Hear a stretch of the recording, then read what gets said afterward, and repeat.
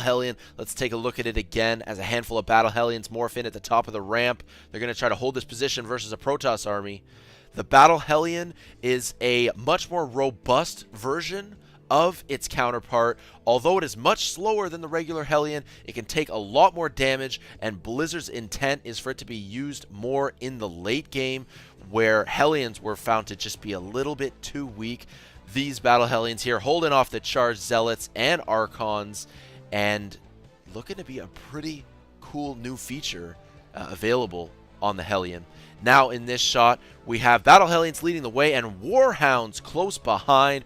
Warhounds, a new factory unit.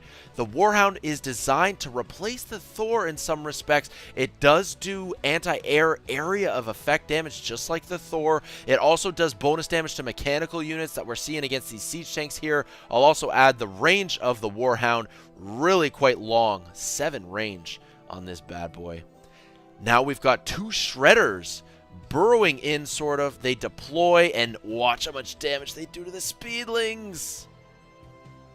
Oh, just getting barbecued there. Apparently it's radiation, but, you know, in either case, a painful death. Let's see how it reacts in this situation. Roach is taking a lot of damage, but then the Marines move in, and these Shredders automatically turn off. Watch as the Marines move out of range. Shredders turn back on, and those Roaches are just taking so much damage.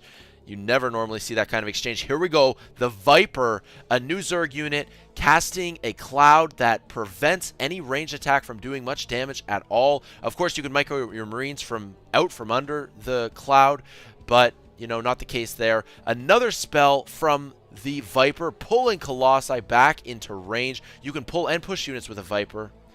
Now we have a Swarm Host.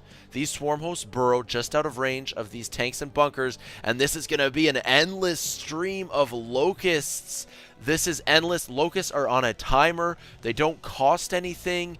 It is that true swarm mentality. Apparently, the Locust swarms are about 5 to 10 seconds apart, but they are constant, and we can just see in this situation alone, these Locusts able to take out 2 of the bunkers, and that onslaught would continue. One of the coolest, newest units for the Protoss, the Tempest.